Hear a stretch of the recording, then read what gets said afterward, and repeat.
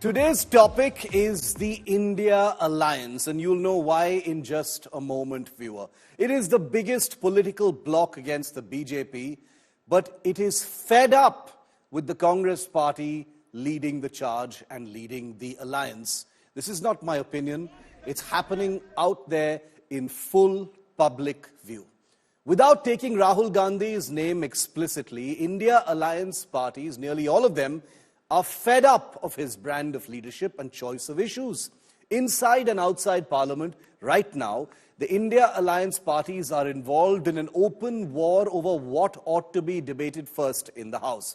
While every other member of the bloc believes it's a bad idea for the considerable political bandwidth of the India Alliance to be devoted solely to the Adani issue, the Rahul Congress is simply unwilling to have it any other way, which is why, from stickers on jackets to COVID masks to actual masks today of Modi and Adani in Parliament, as you can see in these pictures, the Congress appears to be mocking not just the Modi government, but even its own allies. So where does that leave the India Alliance? Well, formed as a united front to challenge the BJP's political dominance and ostensibly save democracy from khatra, the India Alliance now faces a defining moment. Murmurs for fresh alliance leadership have escalated into outright public demands by virtually every member of the alliance in light of the Congress party's abysmal performance in Haryana and Maharashtra. These defeats are not isolated events, viewer. They are symptomatic of a deeper problem within the Congress party, a problem that threatens to weigh down the alliance as it strives to present a credible alternative to the BJP for an endless cycle of elections that stretch before the country in the run-up to the next national fight in 2029. If you're wondering why Shiv is focusing once again on the opposition, it's because after the Lok Sabha results just a few months ago, there was every sense that democracy had been saved, that the opposition had created a more equitable structure in our political landscape that had been dominated for a decade by the Modi BJP. Well, it seems that all of that has simply evaporated after a few small state elections. One of the most glaring issues is the Congress party's refusal to introspect on these failures. In Haryana and then in Maharashtra, the Congress party has failed to read the political pulse, mobilize effectively, and address voter concerns. It has taken the numbers from the Lok Sabha election as a reason to simply stop repairing its organizational structure. Yet, instead of acknowledging all of these shortcomings, the Congress has consistently avoided accountability. This lack of self-reflection sends a clear signal to its allies. The party is unwilling or perhaps unable to change. For a coalition built on mutual strength and adaptability, this is an alarming flaw. After significant gains, like I just said, in the 2024 Lok Sabha election, the Congress had a real, meaningful, promising opportunity to rebuild its base and capitalize on that momentum. Instead, it has squandered that goodwill through complacency and lack of strategic vision. While other India Alliance members feel they've worked tirelessly to consolidate their positions, the Congress has been content to rest on its laurels, assuming that past successes will carry it forward. This miscalculation, viewer, has cost the alliance dearly in key states, eroding its credibility and morale. It has come to a point where India Alliance parties are flinching from what they see as a Congress curse. In which other situation would you see the Uddhav Thackeray's and the Sharad Pawar's and the Mamata Banerjee's and the Akhilesh Yadav's of the world have their parties take such direct potshots at the Congress party? You might think that Shiv Aroor is tainted because he's been boycotted by the Congress since last year. But it isn't even me saying this. This is literally the India Alliance members who are calling for a leadership change. And this public upbraiding of the Congress is far from surprising and goes beyond the usual cracks in the coalition. Despite its repeated failures, the Congress continues to act as though it is entitled to lead the India Alliance. The sense of entitlement stems from its historical legacy as the nation's preeminent political party. However, history is not enough. to win elections or inspire confidence, and the Congress's sheer size is no longer able to carry its weight. The reality is that the Congress, with its current trajectory, is the weakest link in the coalition's efforts to take on the BJP directly. Leadership in the India alliance should be determined by effectiveness, not outdated prestige, seems to be the rationale for this public demand for a change in leadership, which basically is calling for Rahul Gandhi / Mallikarjun Kharge to step aside. Much of the Congress's strategic drift can be traced to Rahul Gandhi's leadership, however. While Gandhi has championed issues like crony capitalism, Adani, social justice, his focus often seems disconnected from the immediate concerns of the electorate. He holds aloft the constitution even in state elections, topics that resonate deeply with urban intellectuals and activists, like during the Lok Sabha election, frequently fail to strike a chord with rural and working class voters who are more concerned with issues like inflation, employment and local governance. The Congress's fixation on pet topics has alienated many allies who see them as a distraction from the coalition's larger goals. Just look at how the opposition parties are bickering openly over what ought to be debated first in Parliament this session. Each party is pulling in different directions, while the Congress appears unwilling to budge on its plan to stay stubbornly focused on the Adani issue, something the Congress's allies openly question the sense in. To the credit of Rahul Gandhi and the Congress party, they have refused to budge. They say this is all we want debated first. It is therefore not surprising that several alliance partners are now calling for a reassessment of leadership. They recognize that the India alliance needs a new direction. They also recognize the importance of the Congress party, but they don't believe the Congress party any longer has the right to lead. One that is less reliant on a stagnant Congress and more focused on dynamic, results-oriented leadership is what they want. This shift is not about sidelining the Congress. It is about ensuring the survival and success of the alliance as a whole, they say. But the Congress, weighed down as it is by boss pleasers who'd rather hide the reality than risk having to be accountable themselves, are happy to rest on the laurels of 99 seats won in the Lok Sabha election, seeing that as a free pass. And when things don't quite work out, well, you can always blame the EVMs. Chhatrapati Shivaji Maharaj ki. The India Bloc, united with the aim of stopping the Modi juggernaut in the run-up to the 2024 elections, is divided again. And this time, it's the issue of leadership that has split the allies. With Mamata Banerjee throwing a hat in the ring as a potential leader of the Bloc, the TMC once again has renewed the call for the West Bengal Chief Minister to take charge. She is very capable of leading the alliance. She was the one who formed the alliance. Who can give a challenge to Narendra Modi ji is Mamata Banerjee. The chorus for Mamata Banerjee to lead the India alliance got louder after the Maharashtra Vikas Aghadi's absolute decimation in the state assembly elections. With Congress proving to be the weakest link once again, Shiv Sena Uddhav Thackeray faction and the NCP Sharad Pawar faction too are rooting for Mamata Banerjee now. RJD on the other hand has put forward Lalu Yadav's name. Bihar में RJD Shri Tejashwi Yadav ji नेतृत्व कर रहे हैं। Driving seat पर RJD है और बिना आदरणीय लालू प्रसाद जी के बिहार में भाजपा के खिलाफ लड़ाई की कल्पना भी नहीं की जा सकती है।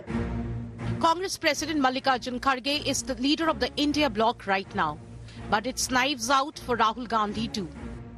Samajwadi Party leader Ram Gopal Yadav has questioned the Congress MP's credibility as a leader. नहीं, राहुल गांधी तो अब भी इंडिया गठबंधन के नेता नहीं। राजनीति में कोई साधु संत तो बन के आते नहीं। सब पद चाहते हैं, चाहे लोकसभा का चुनाव हो, चाहे विधानसभा के चुनाव हो।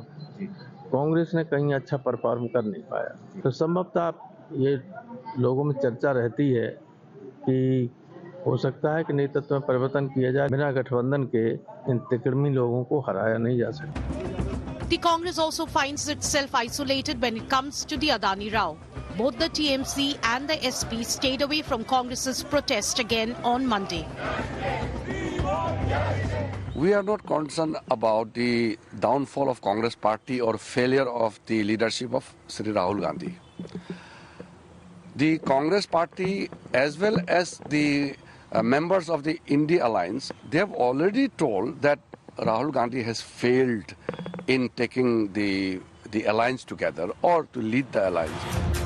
Smarting after stopping the BJP juggernaut at 240 in the general elections, the recent reverses in Haryana and Maharashtra have widened the cracks in the opposition.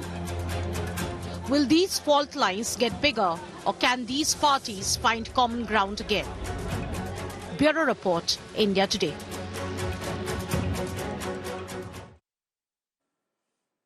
And the reason for the open demand for a shift in leadership of the India alliance from the Congress party and Rahul Gandhi to perhaps Mamata Banerjee, and there are many parties calling for Mamata Banerjee to take up the reins of the alliance, is also because of the Congress's track record in elections just this year. Take a look at this. In Maharashtra, it contested 101 seats and won a historically embarrassing 16 seats. It's got less MLAs now than it has MPs in Maharashtra. In Haryana, the Congress contested on 89 seats and won just 37 seats. In Jammu and Kashmir, contested on 38 seats and won 16, bringing down the overall tally of the India alliance there with the National Conference, even though it won and is in government now.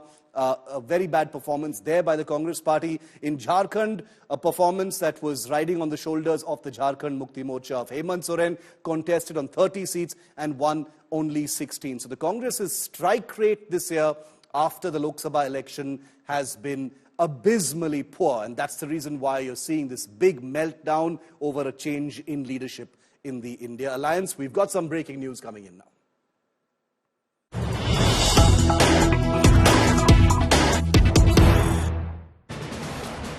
And India Today's political bureau breaking the news that there will be a discussion in Lok Sabha on 75 years of the Constitution on the 13th and 14th of December. It promises to be a fiery debate because remember, Samvidhan Khatre Mein Hai is a war cry of the Congress party. Rahul Gandhi has made the Constitution and perceived threats to the Constitution a touchstone of his politics between last year and this year, and therefore the Constitution debate on the 13th and 14th of this month are going to be likely big flashpoints in Parliament. During the discussion, the Prime Minister Modi, will respond to the discussion in the Lok Sabha. The Defence Minister will be starting the debate. Amit Shah will also speak, so expect it to be a couple of days of very, very fiery proceedings in the Lok Sabha. Piyush Mishra live with me from Parliament for more on this. Piyush, the Samvidhan issue is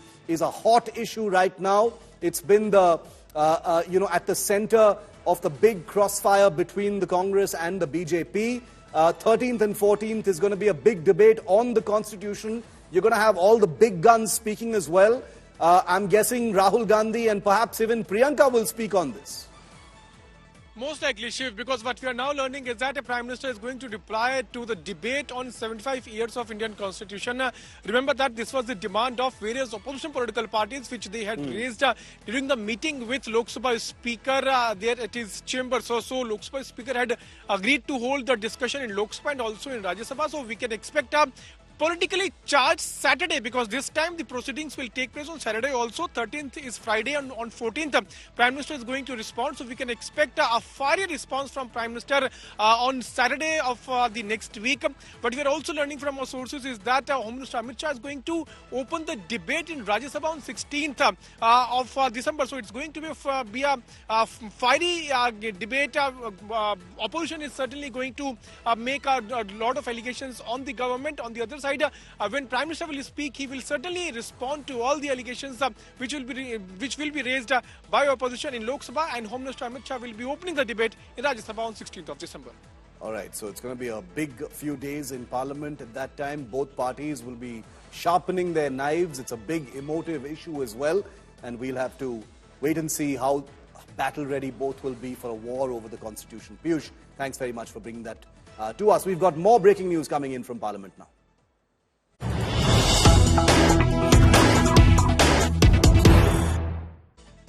And this is a news break pertaining to the no-confidence motion being moved against chairperson of the Rajya Sabha, that's Jagdeep Dhankhar. The Congress is steering that no-confidence motion against Jagdeep Dhankhar. The Trinamool, the Aam Aadmi Party, the Samajwadi Party and all other India Alliance leaders are on board backing this no-confidence motion against the Rajya Sabha chair, Jagdeep Dhankhar. 70 signatures have already been acquired. So, Mausami Singh is live with us. Mausami, is this a symbolic protest, this no-confidence vote? What are the implications of this? What could happen?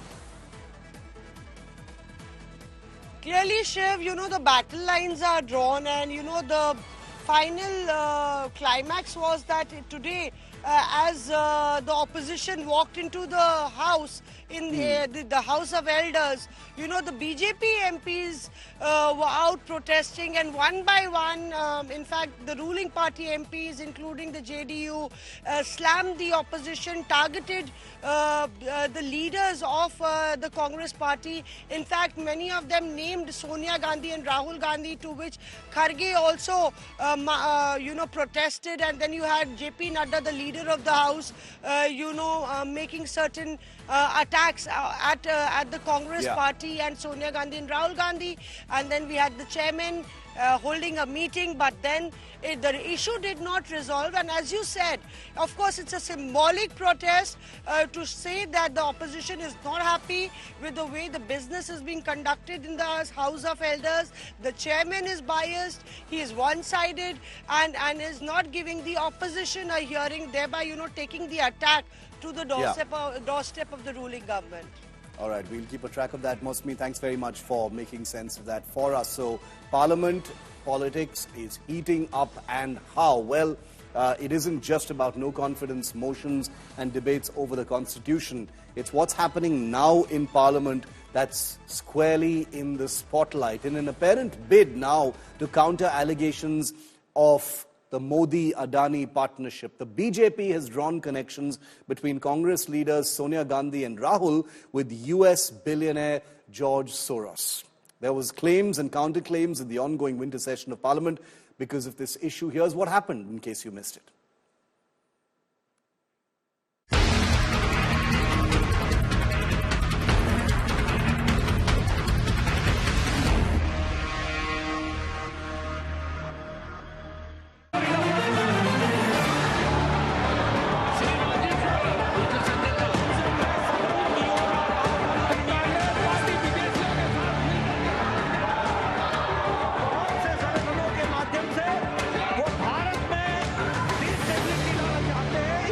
It was a stormy Parliament session on Monday with both the Congress and BJP training guns at each other.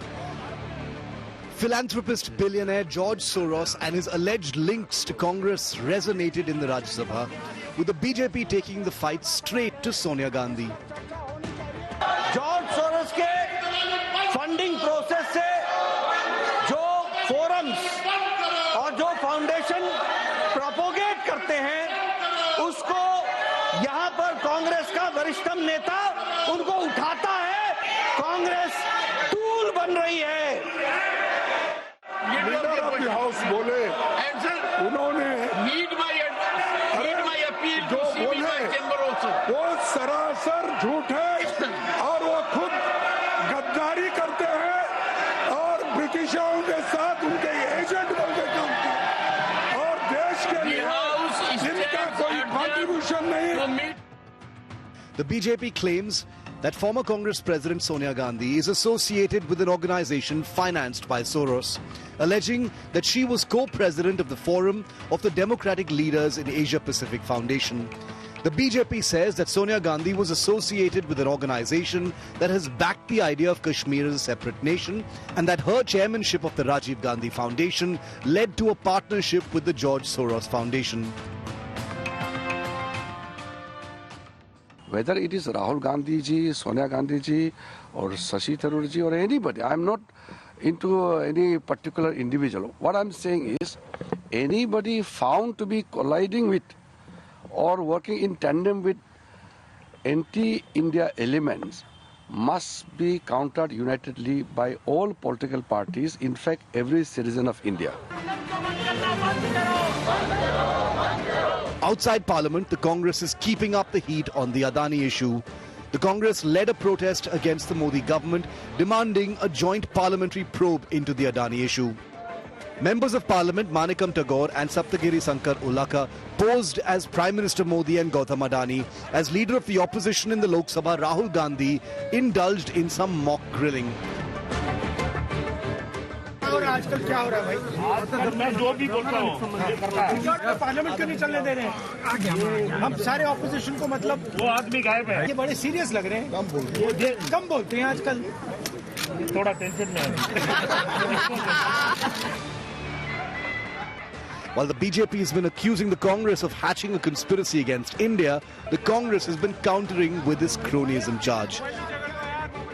कि जो कुछ घटनाएं George Soros, उनका organisation और उनसे जुड़े हुए विदेशी संस्थान कर रहे हैं, वो भारत में अस्थिरता पैदा करने की एक देशद्रोह के समकक्ष साजिश है. अगर ऐसे लोगों के साथ आपका संबंध है तो मैं कांग्रेस के शीर्ष नेतृत्व से पूछना चाहता हूं, क्या आपका शीर्ष नेतृत्व देशद्रोहियों के साथ है? This kind of diversionary tactics to save Adani is the story now. These past 3 days, we can see that BJP don't want the parliament to function. They want the parliaments to be adjourned.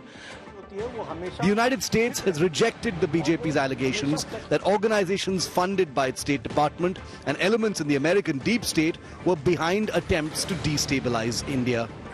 With Piyush Mishra in Delhi, Bureau Report, India Today.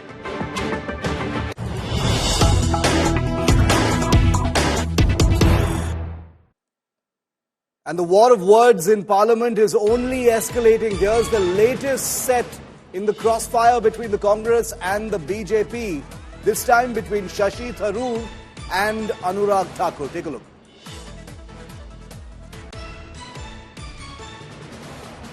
I find this is utterly ridiculous. I think the purpose of Parliament is to provide a forum for serious discussion of the people's issues and people's problems.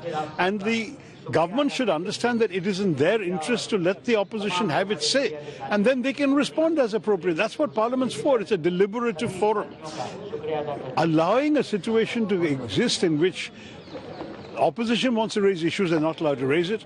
Government wants to then raise issues deliberately to provoke the opposition to this topic. This kind of thing is utterly reprehensible. And I honestly believe that we are doing our parliamentary democracy, indeed our democracy itself, a major disservice. संसद नहीं चल पा रही. आज तीसरा हफ्ता है, हम देख रहे हैं आज फिर से, चाहे अडानी का मुद्दा हो, चाहे जॉर्ज सोरोस का मुद्दा हो, उस वजह से संसद नहीं चल पा रही है. क्या इसका समाधान है? बड़ा सवाल ये खड़ा होता है कि विदेशी फंडिंग को लेकर जो गंभीर आरोप कांग्रेस के ऊपर लगे, उनके नेतृत्व पर लगे, उस पर वो पाक साफ नहीं आ रहे, कोई जवाब नहीं आ पा रहा. ये जो तार विदेशी फंडिंग के जुड़े हैं, आखिर ये रिश्ता क्या कहलाता है? और लोकतंत्र को कमजोर करने के लिए जो बार बार प्रयास होते हैं, उसमें हथियार के रूप में क्यों बन जाते हैं? और 140 करोड़ लोगों की आवाज को सदन के अंदर क्यों नहीं उठने दिया जाता? कौन सी मजबूरी है कांग्रेस पार्टी की कि सदन नहीं चलने देना? रेल मंत्री बोलना चाहते थे, जवाब नहीं देने की. क्या मजबूरी है और कौन मजबूर कर रहा है? क्या 140 करोड़ भारतीयों की आवाज सदन के अंदर नहीं सुनाई देनी चाहिए? क्या मुद्दे खत्म हो गए विपक्ष के पास? पहले आप आरोप लगाते थे कि विपक्ष संसद नहीं चलने दे रहा, वो आरोप लगा रहे हैं कि सरकार ही नहीं चाहती संसद चले. हम सारे सांसद वहीं बैठे, मंत्री जी रिप्लाई दे रहे हैं, लेकिन हल्ला करके अगर वेल में आओगे, हाउस ऑर्डर में नहीं होगा, तो मंत्री कहां से जवाब देंगे? क्या सोरोस के मुद्दे पर आप लगातार ये मांग करते रहेंगे कि इस पर चर्चा हो सदन के अंदर? इससे बड़ी बातें और भी हैं. ये तो कांग्रेस को जवाब देना है, वो इस पे जवाब दें, स्पष्टीकरण दें, क्यों नहीं देते? And the countdown has begun to the big election in Delhi. That's in February, so very short time to go. The Aam Aadmi Party that currently rules the government has released its second list of candidates already for the Delhi elections today. And out of the 20 candidates named, 14 new faces have been brought in. Remember, the Aam Aadmi Party is facing a 10-year anti-incumbency, but is approaching this election with a great deal of signature confidence. And so, in a big shake-up, perhaps the biggest shake-up of this list so far, Manish Sisodia, seen as the number 2 man in this government, his constituency has been changed. Manish Sisodia, who contested from East Delhi's Patparganj in 2020, will now be fighting from the Jangpura seat in South Delhi.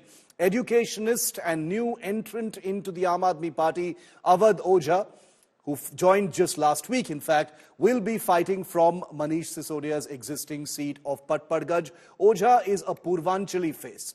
A full-blown poster war, meanwhile, has erupted over the Aam Aadmi Party's list, with the BJP calling Sisodia a bhagoda or a runaway from the Patparganj seat. The BJP basically branding the AAP as being afflicted by jitters over anti-incumbency and the BJP on its ascendance into power. It's going to be a big, big fight in Delhi.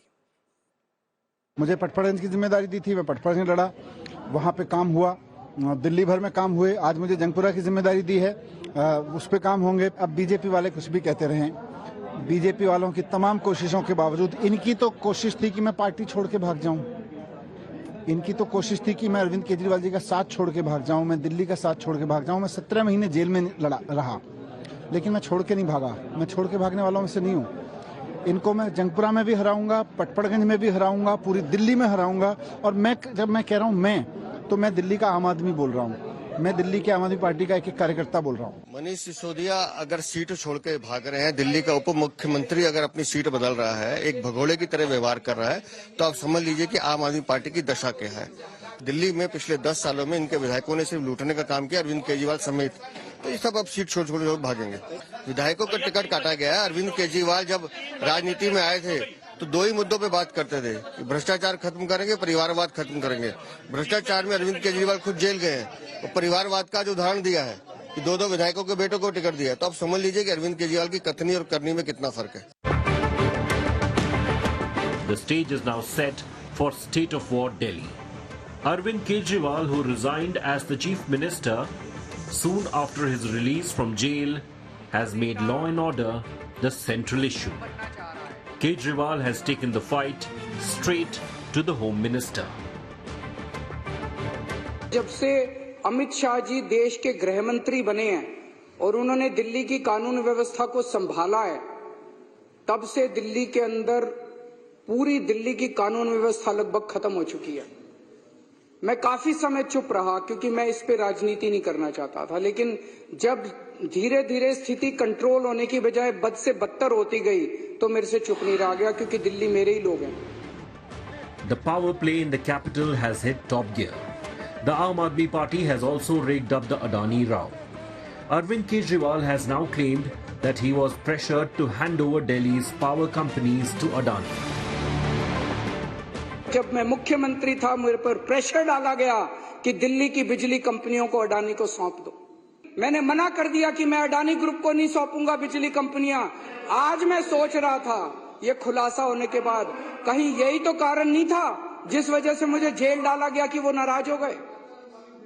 मैं आज BJP वालों को challenge करके बोलता हूं, चुनाव के पहले तुम ऐलान कर दो कि अगर तुम्हारी सरकार बनती है तुम अडानी को दिल्ली की बिजली कंपनियां नहीं दोगे। The BJP, aiming to carry forward the momentum of Haryana and Maharashtra, is hoping to make big gains in Delhi. Sources say that former MP Parvesh Verma is likely to fight against Arvind Kejriwal in the upcoming elections. The Saffron Party has been reaching out to Juggi clusters and is wooing the Delhi RWAs for support. BJP is also attacking Arvind Kejriwal and Aam Aadmi Party over blocking key central schemes like Ayushman Bharat. 2018 में आयुष्मान योजना शुरू है, आज नहीं शुरू है।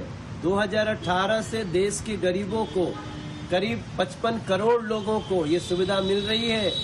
अगर 18 से 24 तक देखो तो लगभग 7 साल पूरा हो गया मतलब हर परिवार का 7-5-35 लाख रुपया अरविंद केजरीवाल जी ने बोल पाया। Arvind Kejriwal and Aam Aadmi Party are battling 10 years of anti-incumbency. BJP, that swept the 2024 Lok Sabha polls, is eyeing to better its fortunes. It's game on in the national capital. Bureau Report, India Today.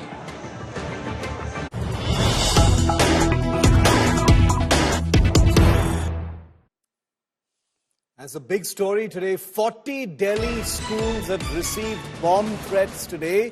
Former Delhi Chief Minister Arvind Kejriwal has slammed the centre. Remember, the Delhi police comes under the Home Ministry, not the Delhi government.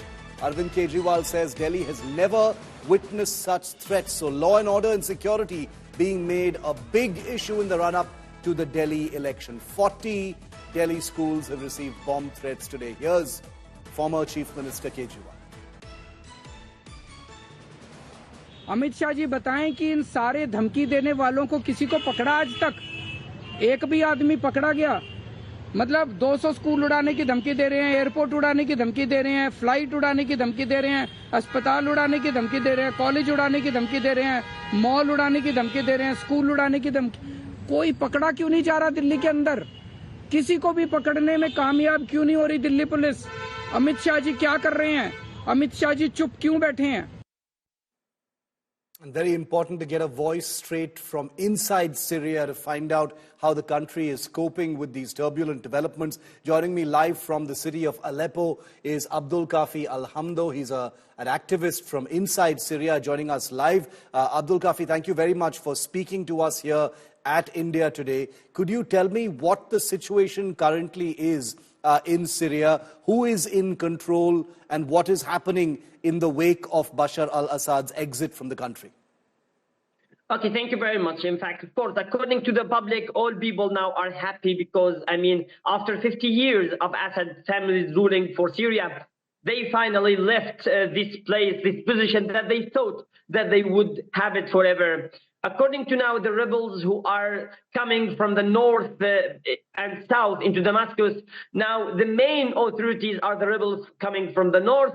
There is no one absolute picture who will rule Syria in the coming, but of course there will be a kind of salvation government or emergency government for a specific period. Then till a new elected family, a new elected government will come to the authorities soon. During this transitionary period, Abdul Kafi, do you think there could be more violence in Syria? Of course, nothing is impossible, but I hope that, in fact, the factions will be reunited. Now they united against Assad, and I hope that they will be united against any kind of clashes, because now Syria is tired of violence. Syria is tired of war. 14 years of war is very tiring for any country, and now Syrians, all, even fighters themselves, are tired from fighting. So if there are no interference, external interference, I think the violence will stop as soon as possible. But Abdul Kafi, final question. Do you honestly think that there will be no external interference? We're already hearing of, American airstrikes, Israeli airstrikes in Damascus and other places. Do you honestly think this transition can take place without external interference? Of course, now a lot of countries might now be ready for Syria. Now Syria is a great victim for any interference, in fact. Yeah. And that's why Syrians, that's what we are trying to prevent. That's why we are trying to be reunited against any external interference in Syria and imposing external, let's say, ideals or even the shape of the government. So I hope that we can prevent Syria from this. Otherwise, we might fall down again in another war. Abdul Kafi, I appreciate you joining me live from Aleppo. Please stay safe, and I wish your country the very best. Thank you very much for joining us and giving us a perspective on that. Thank you, Abdul Kafi. Thank you very much.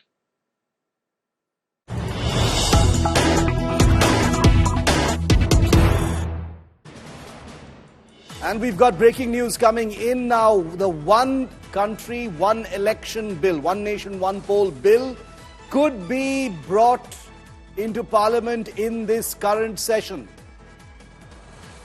Okay, I think there's an error. We're saying UCC. UCC is Uniform Civil Code. Okay, just got to get a clarification from our producers on that. Okay, it is one nation.